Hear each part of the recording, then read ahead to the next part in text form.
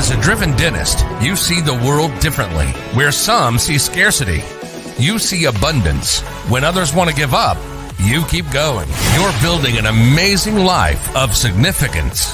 That means you can't rely on ordinary advice from ordinary advisors to get to your goals. You want advice that's going to help maximize your net worth so you can take even better care of the people you love, the causes you care about, and make your dent in the universe. But the fact is, this advice remains hidden because relatively few professionals are well versed in them, and the extremely affluent don't care to let you know about them.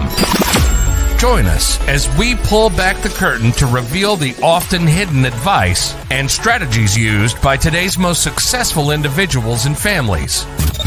Welcome to Dental Wealth Nation. Here's your host, Tim McNeely. Hey, welcome everyone to another edition of Dental Wealth Nation. And I am so excited about today. I don't know about you, but oftentimes I feel like I don't have enough time to get everything done in the day. And chances are you may feel that way too. And time goes so quick. And we're going to all find ourselves at the end of our career ready to exit our business faster and sooner than we've ever imagined. And that's why today is so important. And by the time we finish today, you're going to know why time is your friend when you're looking to exit your business. You're going to walk away. You're going to have insights into the exit planning process and an awareness of things that you can do to get ready for your exit, even if it's a decade or more off. But most importantly of all, you're going to feel excited about the potential of your business and motivated to take action so you can maximize your exit. And when it comes to helping dentists do the planning and getting ready for that preparation, one of my favorite guys out there is Cary Fry. Cary's a member of my virtual family office, and he's an NCAA college coach. And we're going to talk about that. And you're going to find out how that actually plays into business planning. Super excited to build that tie-in. But what I love about Cary is he understands that every single exit is different. Sure, there's similarities. Sure, there are things in common. But each one of you, you're an owner. You have your own unique goals and objectives, and they're all special. And that's what I love about Cary. He wants to ensure and help you make sure that your lifetime of hard work pays off. Cary, welcome to the show. Tim, great to be here. Thank you so very much. I do have one correction. I'm an NCAA football official, not a coach. Football. So okay. I'm the one that people in the stands aren't happy about most of the time, but have a good time doing it.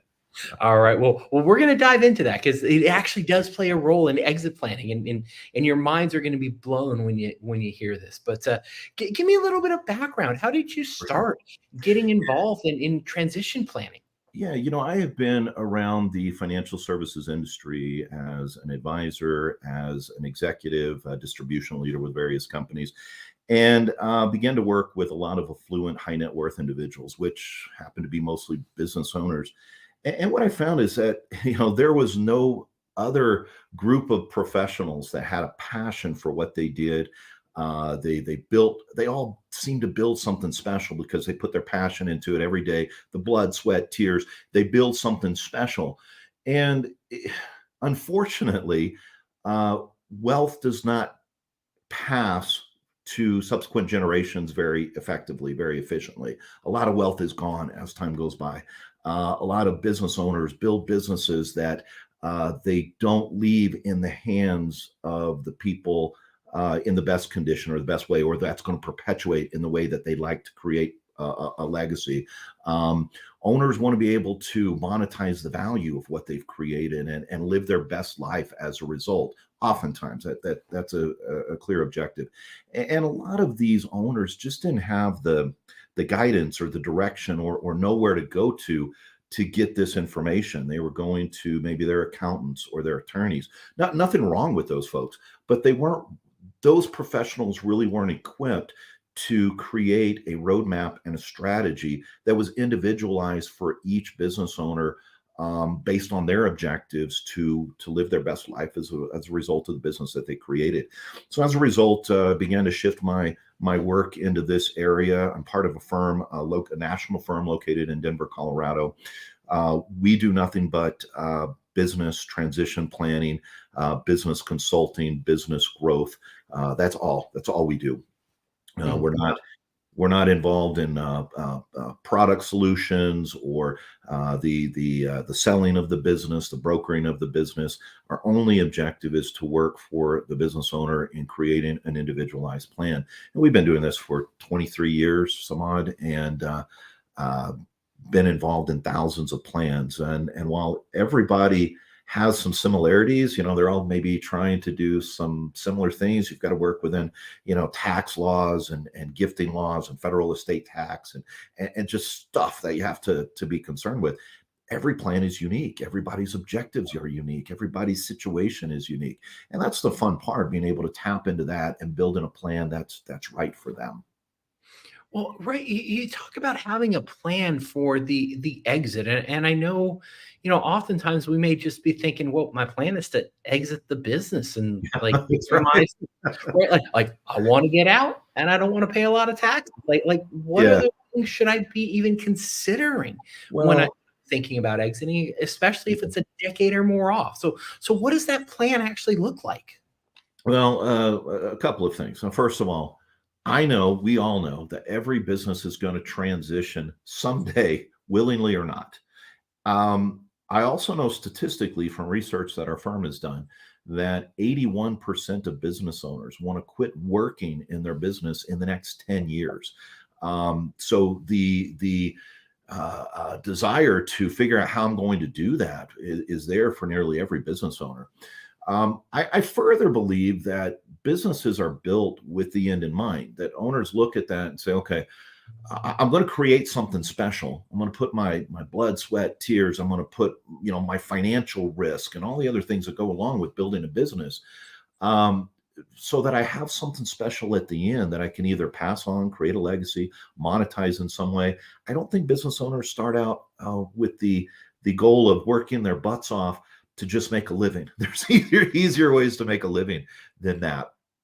So I think that when you look at that as a backdrop and think about, okay, uh, that's where we're at. So what is our plan? Oftentimes when I talk to business owners, I may say, I'm going to sell to a third party in the dental space, maybe going to a DSO or another practice, some kind of an aggregation. Okay, great. What's your plan? That's an objective. That's not a plan. Okay. I work a lot with family businesses or businesses that are being transferred to partners or legacy junior people coming up. I'm going to transfer this business to my daughter. Great. What's your plan? Um, and that's really where time can come in. The longer that we have as a roadmap to create, to orient ourselves towards a strategy, the better off we're going to be. One secret I can just share with you for any insider, and I'm talking insiders, key employees who could be taken over, junior partners, family members, and so forth with the business. They have one thing in common: they never have money. Okay, so it's often very attractive when you have that outside buyer, that corporate entity coming in who can maybe pay top dollar. But a lot of business owners, a lot of dentists, a lot of medical practitioners that I work with, they're not as comfortable with that in some situations because they have something unique about their practice or their people, and they say, the culture would change, something would just not be right. That's just not the route I want to go. For others, that's absolutely the right route. So the more time that we have to be in front of that, to prepare for that, to actually do a plan, the better off that we're going to be. Many owners, when they're thinking about building or selling to a third party of any kind, and any entity, they're usually looking at how do they obtain the maximum dollars. And one of the things that they can really do with that is to be in front, working with a firm like ours, and identifying what we refer to as value drivers. Now, the value of anything is what anybody's willing to pay for it, just plain and simple. It's not a simple function of our EBITDA is this, our multiple should be this based on our industry. It's certainly a fallacy in the dental space. It's a fallacy in any business. We often get trapped as business owners because we begin to look at our buddies, maybe at the club or other friends or other professionals, and they say, well, they got this for their practice. My practice is better or bigger or whatever, so I should be getting that. The value is what anybody's willing to pay, and there are several factors that make a business more attractive from outside perspective. And that's what I'm referring to as value drivers. The presence or absence of those can significantly increase the value of the business or decrease the value.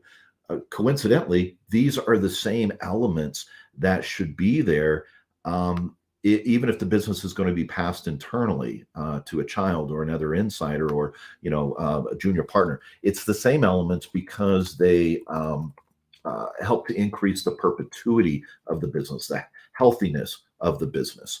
So it could be something as simple as looking at those elements, putting the pieces in place with the ultimate plan being down the road. So when that time comes, they're ready. Too many business owners will get to a point where they say, okay, hey, I'm thinking I need to slow down. I want to work differently. I want to sell. What are the market conditions right now for that to occur? Is it the best time? Have they done the things in terms of like implementation of value drivers that are positioning the business in the best way, taking actions to address those things before that's time to sell? That's creating a plan. That's creating a strategy. And again, if we're trying to go to an insider, remember they have no money. So if we need to monetize the value of the business, how do we use strategies like deferred compensation or any number of other ways that we can begin to accumulate some assets so those are going to be there when we're ready to exit so that we can monetize in some way? Wow. Well, and some of these strategies can be really simple, right? You talk about just the business continuing on after the sale. Right. It can be as simple as making sure you've got a lease agreement in place so that the new landlord can't kick you out. Yeah, that's true. And so these can be very simple things, or like other things you mentioned, ways to start building incentive structures so that your most important and key employees stay on, because Well, that increases the value if your yeah, key employees stay. absolutely. When we talk about these value drivers and the way that the business is going to be more attractive from an outside buyer perspective or healthier from an inside transfer, there's about 17 that we typically look at. But the number one factor is a stable, motivated leadership team that's going to be there post transition. And in the dental space, that could be office managers, GM, CFO, any number of folks, could be junior associates that are not partners. I was recently working with a veterinary practice, very large, with I think 8 or 9 different veterinarians, and only one of them had any desire to have ownership. I'm a little surprised by that, but that was reality. And so what we were able to do is make sure that we have those other veterinarians who are going to be there, who are going to be generating the revenue, that we have them locked up and committed to the practice through incentive planning so that when the new ownership comes in, they're going to stay. That's critical factor. So there's a lot of different ways to potentially do that. Some of them could involve some equity planning. I prefer to use non-equity options, at least at first. Strategies maybe like phantom stock appreciation rights, deferred compensation, so that people can maybe prove a track and earn equity if that's in the cards. In some places, equity, having other minority owners is just not in the cards. But if it is, maybe a path to get to equity, so we're not giving away equity too quickly and having to buy back those minority interests from tax reasons. We don't have time to get into that today. You'd be paying $1.60 for every dollar share that you try to repurchase in minority stocks. Sure, you may want to stay away from that. So a lot of owners, though, they believe in order to attract and retain people and to get them excited and motivated is to give them ownership. That's probably not the best way to align with their own transition objectives. Yeah. So, I mean, why do you think a lot of owners really don't engage in this kind of planning? Because I know what I typically see, and I get a lot of phone calls, is, hey, I just entered into, a transaction to sell my Yeah. business. I'm ready to start doing some tax planning. And at that point, it's a little too late. It's like asking Santa what you want for Christmas on December 26th. Yeah, our kids still do that, right? So, Yeah.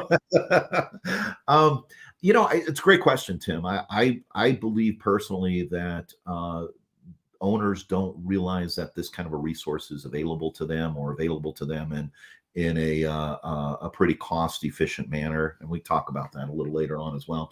But they just don't know where to go for advice. I've seen various statistics that less than 19% of business owners actually have a plan, a transition plan. And I even think a lot of those are transition objectives, as I touched on earlier, not really plans that are behind that. And the result of that is that the business is not going to be as successful in that transition, or the dollars aren't going to be realized as much as they could. So I think they don't know where to turn. They're not sure where to go. They're afraid of maybe what the cost could be in trying to get this kind of advice. Again, I think a lot of them go to the attorneys and the accountants who may do elements or reactionary planning, but they're not strategists to be doing the whole thing. When we work with a client, we kind of serve as I hate to use the football analogy, kind of a quarterback of that transition plan. Other advisors are definitely in play. There's the tax attorney, the corporate attorney, the tax advisors, the financial advisors, the wealth managers, the insurance advisors, other people who all fit into the plan. What we're going to do is we're going to coordinate, build a plan, and engage them so that they can do what they do. Too often, if they're the only advisors who are trying to give advice to the business owner, they're just doing a little bit of an element, and it's just not sinking. It just doesn't go very well. Yeah, right. And there's a big difference between making a referral versus having a coordinated team of elite professionals. And this is one thing I've learned by studying the super rich and family offices. The super rich, they establish family offices, which are teams of the best individuals serving that family. And one of the reasons the super rich do that is they want a coordinated team, not just referrals back and forth, because what you do in one part of your plan impacts another part. And you got to have those professionals who are actually collaborating on these things. Yeah, and I'm glad you brought that up, because I was actually reminded about that this morning. When you're working with professionals who also work together, who understands each other's role, they understand each other's business, it even goes that much better. The synchronicity is that much better. If you're making a referral saying, hey, we need a corporate attorney to draft up something. Do you have a corporate attorney, Mr. Mrs. Business Owner? Well, no, I don't. Well, let's go find one. Okay. Versus, if you have one and you're comfortable working with them, we want them to be part of the team because they know you, they know your business, they fit in. We want to bring them in and integrate them to our team. But if that person doesn't exist, or doesn't have the right skill sets, or for whatever reason we need to bring in, let's bring our person to the table that we all know how to work with, and we'll just be that much more efficient and less clunky along the way. Yeah, no, so true.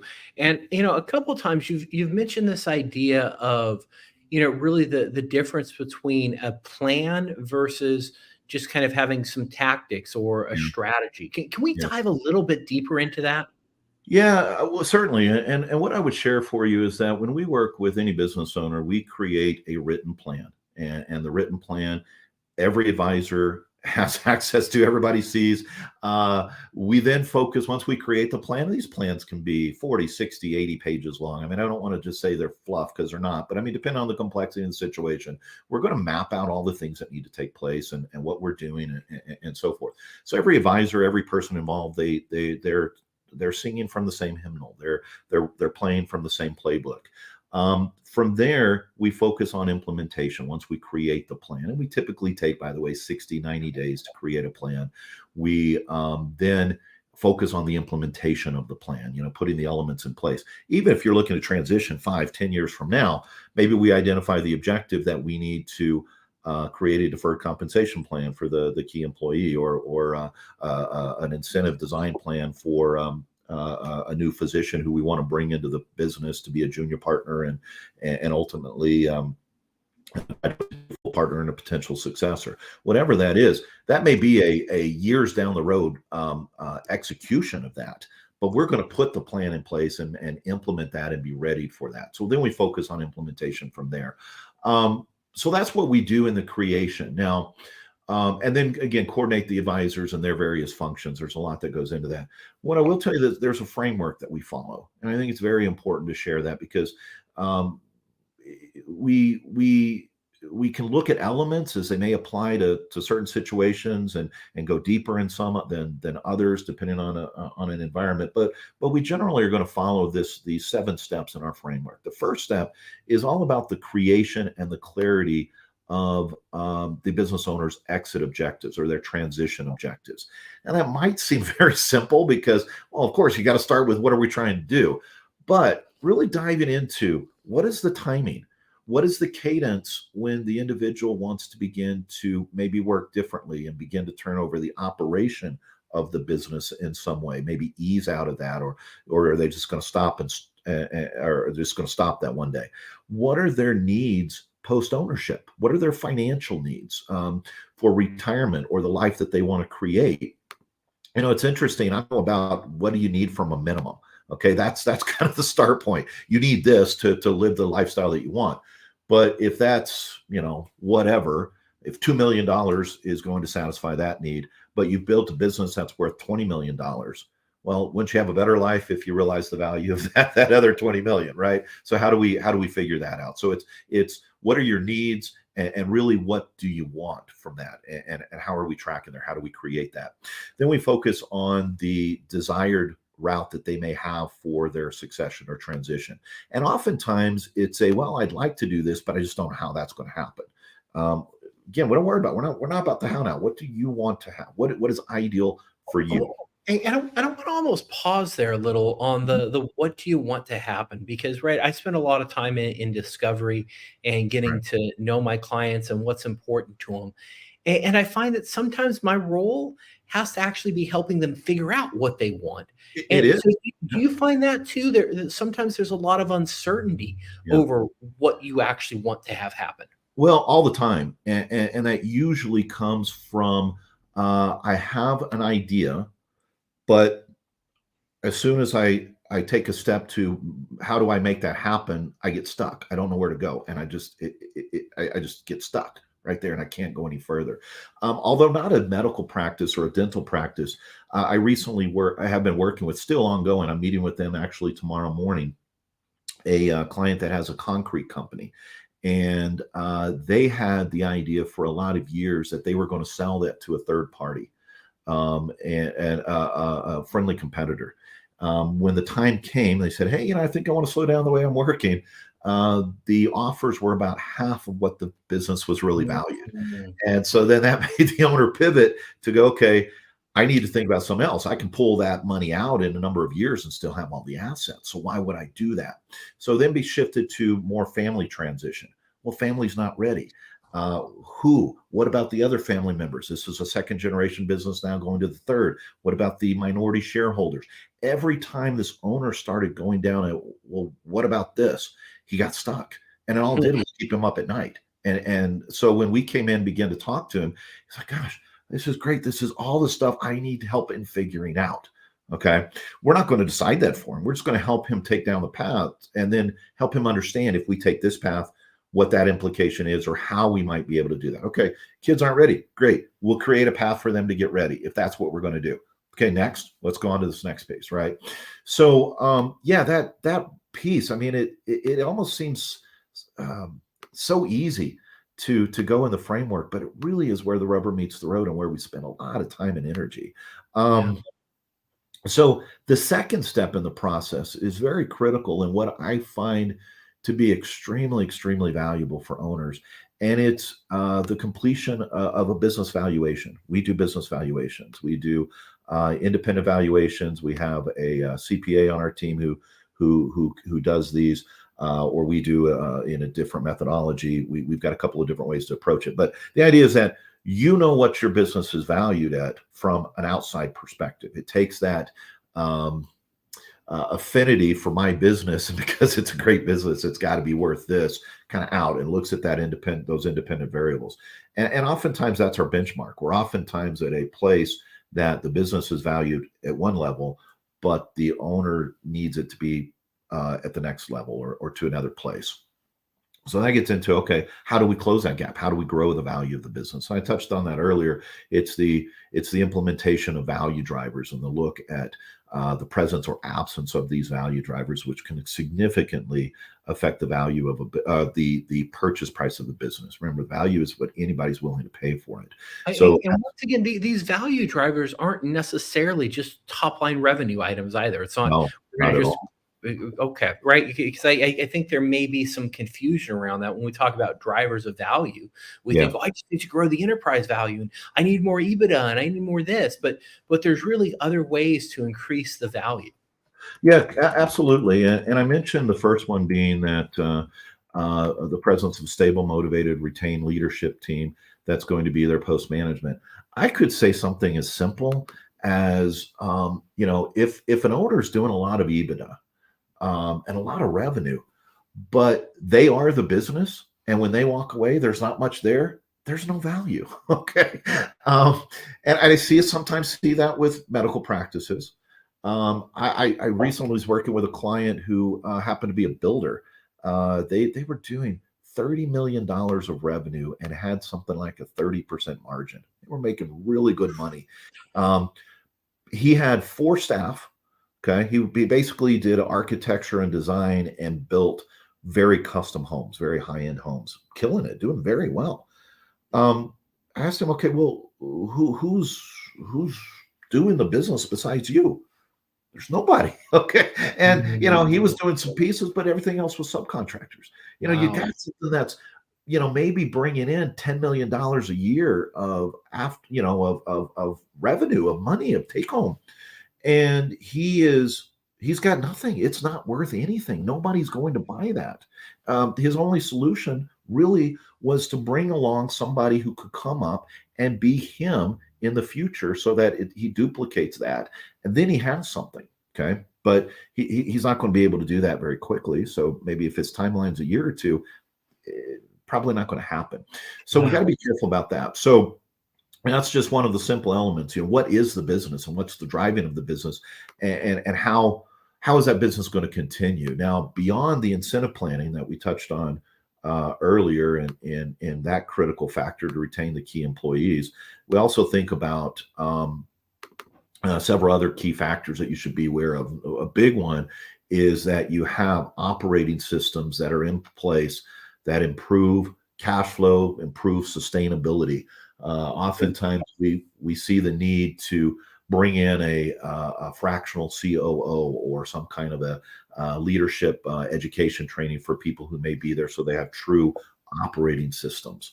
That ties very closely into another one, which is proper financial controls, financial foresight and controls. You want to be, if you're running things through the business, club memberships, boats, planes, cars, family benefits, other things like that, which a lot of business owners do. You got to get those out for it to be attractive. And those really should be out for 2 years before it can come back and bite you. Hmm. Otherwise, you have to get a little creative sometimes. Creative does not mean we're going to sidestep laws or anything like that. We just have more challenges that we may have to face, and some of the potential solutions may not be ideal in those environments. So really, once again, time is your friend when you're looking at exiting, and the more time you can spend up front, you actually can reap some significant rewards when it comes time to go to market. Yeah, well stated with that. And I think that when a lot of people, when they think about, even business owners or other advisors who might be listening to this podcast, will be thinking about, well, are my owners, or am I as an owner or as a dental practitioner ready to exit my business? Well, maybe not. I'm not this year. So out of sight, out of mind. That's not the way to be looking. The way to be looking is someday it's going to transition. So how do I get control? How do I build a plan on that, and really take control, transition on your terms instead of someone else's? And God forbid, things do happen. Dentists have to be good with their hands, have to be good physically, all the other things that go in with that. I live in Colorado. The mountains are really packed with snow right now. People are skiing all the time. What happens if somebody gets hurt skiing, or or has other physical things that they're not expecting. I can give you dozens and dozens of examples of those that have really side railed businesses because they didn't take that into consideration, because in their mind they weren't ready to take that on. Well, knowing that it's going to happen at some day, let's start now. Let's take a look and let's build a plan. And if it's 10 years, great. Then we have more time to make sure that we implement and build what we want to build. Yeah, no, it's so true, right? Everything is okay until it's not. Until it's not. That's right. Yeah. And I do see that time and time again. So right, when you're helping these businesses really put together those exit plans, right? Not just a transaction, but a real plan, Mhm. right? You're staying in your lane and doing some very specific stuff. You're not an M&A firm. You're not a business broker. No. Why do you think that's important? And when it comes to the planning?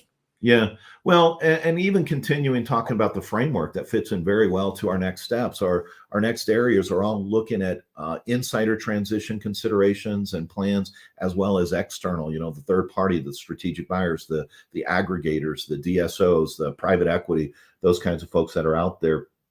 And when we're working in that space, the fact that we don't have a dog in the race, we don't have any other motivation except to do what's right for the business owner based on their objectives. That's what we're being paid to do. We get paid to build a plan and to implement the plan. We do that on a project basis. Okay. That's it. We don't have any other motivations. We occasionally work in the ESOP realm. We actually probably unwind more ESOPs than we actually implement, by the way. And I think that's probably the case, that ESOPs were put in place where they shouldn't have been. ESOP folks, I hope that none of them are listening, because I love you guys and you're very important if you're out there in the right situation. But a lot of the ESOP people are like hammers. Everything looks like a nail. Everything's an ESOP. Let's put it in that box. We don't care. If you want to transfer to family member, key employees, junior practitioners. I know in the dental space and in the medical space, each state's a little bit different of who can have ownership, if they have to be a licensed practitioner and how much and percentages. So just kind of taking that to the side.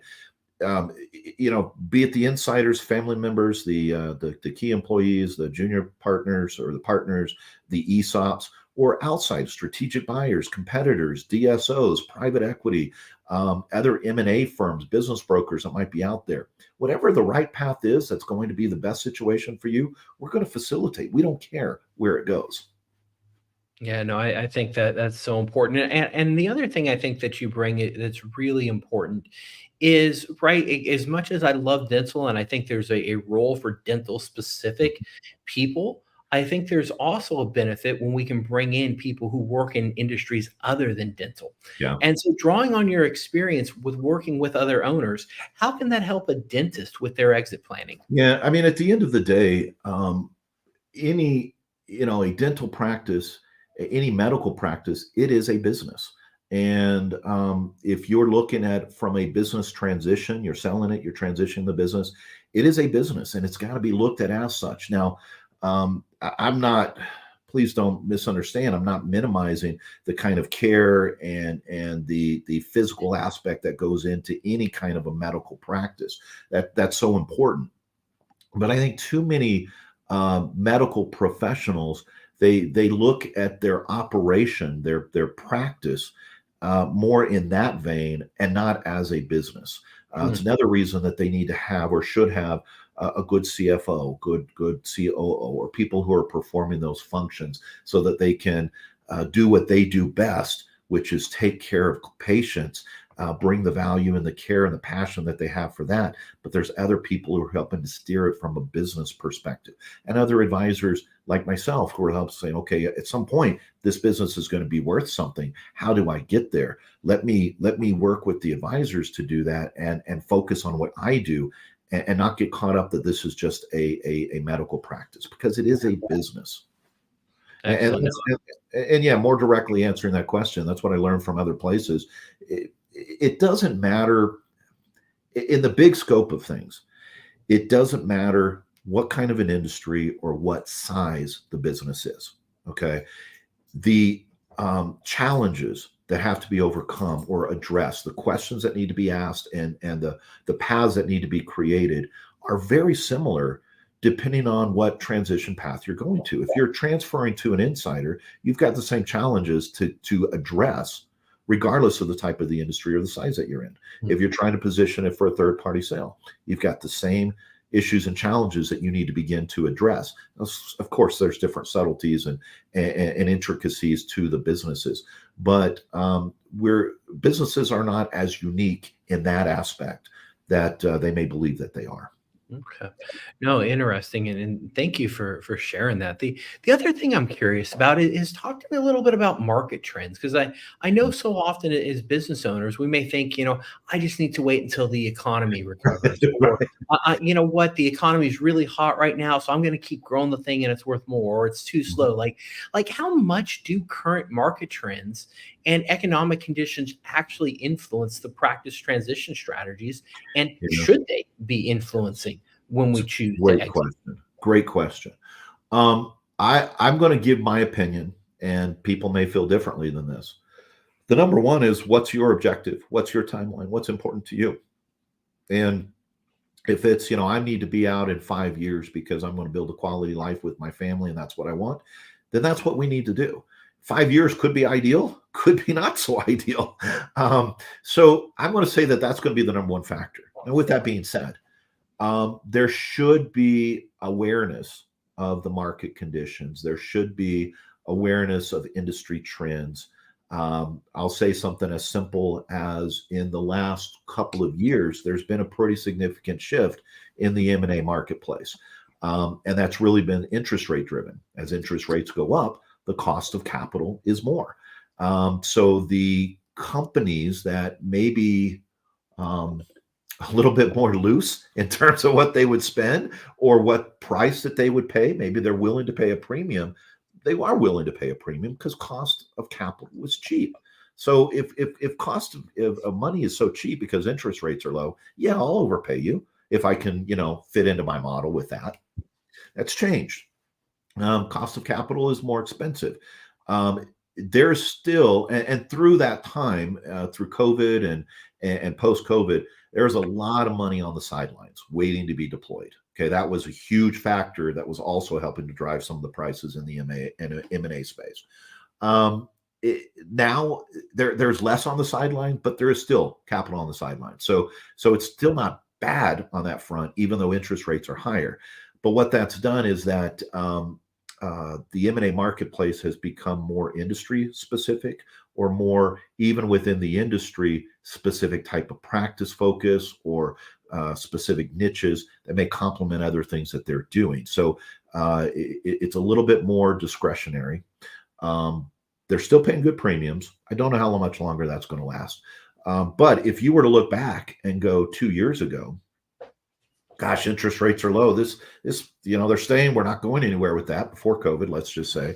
You may have totally, thought, okay, I'm going to hang on for a better market condition. Maybe let's just go back to post-COVID. Interest rates were low. The inflation was high. Market conditions didn't feel probably very good for people. But that was actually a good time to potentially sell. So, there's a lot of factors that are going to go in with that. But just in general market conditions, I think there should be an awareness, particularly if you have a flexible timeline. Someone's looking, saying, hey, I'm looking at 3 to 5 years. Let's put ourselves in the best position of whatever our objective is in 3 years. If it feels good, if it feels right, and I, as a practitioner, as a business owner, am ready to step away, then it's a good time. One factor that's often not thought about, Tim, is what are owners going to be doing post ownership? How do they feel?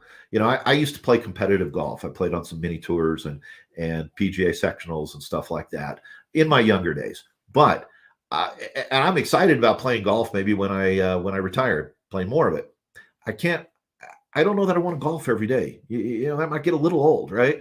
Going to the club, or playing pickleball, or whatever you're ready to do. That might get old for people very quickly, and particularly business owners, because they are used to building. They're used to putting passion towards things. They often find that they don't feel that they have purpose. They don't feel like they're contributing the way they want to. So part of even creating the exit plan is, what does life look after ownership for you, and how do you get there? How do you make that emotional adjustment or mental adjustment? And maybe you're doing other things. Maybe you're staying on as an advisor. Maybe you're consulting. Maybe you're doing volunteer work. Whatever that might be, you got to factor that in. And so if somebody is looking and saying, I'm ready to sell in 3 years because the conditions are great, are they ready on all the other fronts? If they're not going to be the ideal outcome for them. Yeah. Oh, and I'm so grateful you brought that up. We were just talking about that yesterday on the show. Is so often, right? Us as business owners, we have a lot of our identity wrapped up in Yeah, the business, right. and we're not quite sure how to reinvent ourselves. And Right. and I love the way you answer that question, right? How much do market conditions play into this? And they should play a role. We should be aware of them. We should look at them. But really, what you want to pay attention to are, what are your goals? Because if your goal is to spend more time with your family, why don't you start doing that today, Do right? that. This whole Do it. idea of kicking Yeah. everything down the road Mm, and saying, I'll get to that important stuff someday. mm, That to me doesn't make a lot of sense, because we're not guaranteed tomorrow. And so I mm. think letting your personal goals drive the exit is really what has to be there, more than any market conditions. Yeah, and well, very well said. I would go one step further in thinking about that, is if your value, your objective, what you want to do is spend more time with your family, then don't wait for the time to feel like you can do that. Figure out now, okay, how am I going to do that? Well, Yeah. maybe I either need to see fewer patients. That may not be the right option, or I need to attract and bring somebody into the organization. How do I do that? Depending on your geography, where you're located, some places are very easy to recruit professionals to, others are not. I was working with a pediatric medical practice in southeastern New Mexico. I grew up there, rural, not a lot of good stuff out there, not a real attractive place. Unless you're from there or you have roots, you generally don't want to go there. That's very different to recruit there than it is in a place like Denver, Colorado.